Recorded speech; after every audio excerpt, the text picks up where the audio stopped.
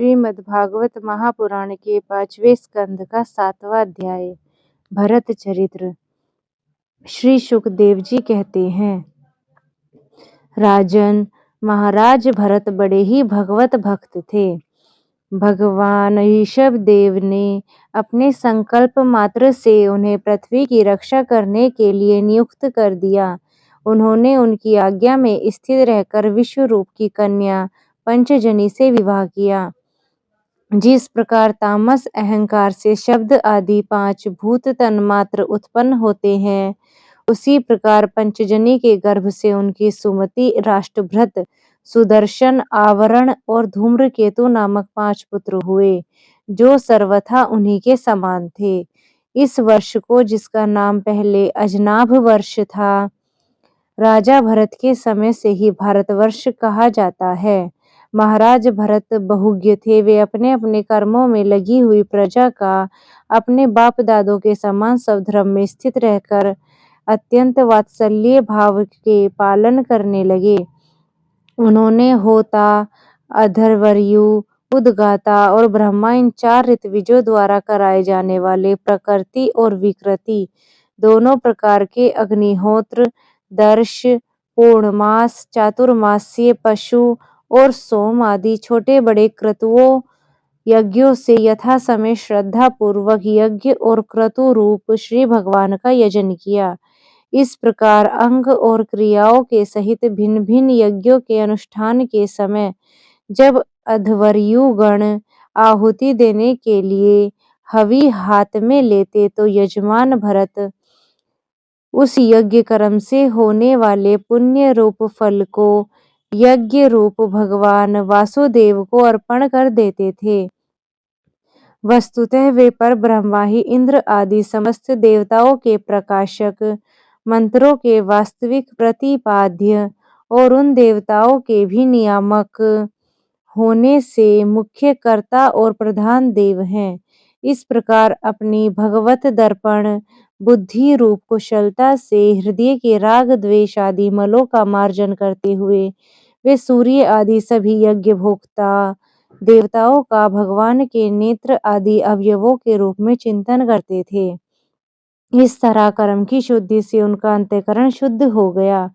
तब उन्हें अंतर्यामी रूप से विराजमान हृदय आकाश में ही अभिव्यक्त होने वाले ब्रह्म स्वरूप एवं महापुरुषों के लक्षणों से उपलक्षित भगवान वासुदेव में जो श्रीवत्स, कौस्तुभ, वर्णमाला, चक्र, शंख और गदा आदि से सुशोभित तथा नारद आदि निज जनों के हृदय में चित्र के समान निश्चल भाव से स्थित रहते हैं, दिन दिन वेग पूर्वक बढ़ने वाली उत्कृष्ट भक्ति प्राप्त हुई।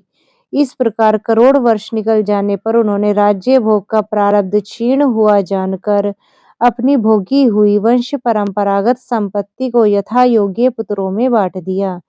फिर अपने सर्व संपत्ति संपन्न राजमहल से निकलकर वे पुलहा आश्रम में हरिहर क्षेत्र में चले आए।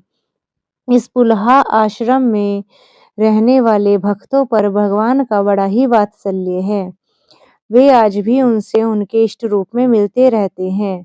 वहाँ चक्र नदी, गंडकी नाम की प्रसिद्ध सरिता, चक्राकार शालग्राम शिलाओं से, जिनके ऊपर नीचे दोनों ओर नाभि के समान चिन्ह होते हैं, सब ओर से ऋषियों के आश्रमों को पवित्र करती है। उस पुलह आश्रम के उपवन में एकांत स्थान में अकेले ही रहकर वे अनेक प्रकार के पत्र पुत्र, तुलसी दल, जल और कंदमूल, फल आदि उपहारों से भगवान की आराधना करने लगे। इससे उनका अंतःकरण समस्त विषय अभिलाषाओं से निवृत्त होकर शांत हो गया। उन्हें परम आनंद प्राप्त हुआ। इस प्रकार जब वे नियम पूर्वक भगवान की परिचर्या करने लगे, तब उनसे प्रेम का वेग बढ़ता रहा, जिससे उनका हृदय द्रवीभूत होकर शांत हो गया। आनंद के प्रबल वेग से शरीर में रोमांच होने लगा और उत्कंठा के कारण नेत्रों में प्रेम के आंसू बढ़ आए, जिससे उनकी दृष्टि रुक गई। अंत में जब अपने प्रियतम के अरुण चरणार विंदों के ध्यान से भक्ति योग का आविर्भाव हुआ, तब परमानंद से सरोबार हृदय रूप गंभीर सरोवर में बुद्धि के डूब जाने से उन्हें उस नियम पूर्वक की जाने वाली भगवत पूजा का भी स्मरण न रहा। इस प्रकार वे भगवत सेवा के नियमों में ही तत्पर रहते थे। शरीर पर कृष्ण मर्ग चरम धारण करते थे और त्रिकाल स्नान के कारण भीगते रहने से उनके केश भूरी भूरी घुंघराली लटों में परिणत हो गए थे, जिनसे वे बड़े ही सुहावने लगते थे। वे उदित हुए सूर्यमंडल में सूर्य संबंधिनी ऋचाओं द्वारा ज्योतिर्मय परम पुरुष भगवान नारायण की आराधना करते थे और इस प्रकार कहते, भगवान सूर्य का कर्मफलदायक तेज प्रकृति से परे है। उसी ने संकल्प द्वारा इस जगत की उत्पत्ति की है, फिर वही अंतर्यामी रूप से इसमें प्रविष्ट होकर अपने चित्त शक्ति द्वारा विषय लोलुप जीवों की रक्षा करता है। हम उसी बुद्धि प्रवर्तक तेज की शरण लेते हैं। राधे राधे।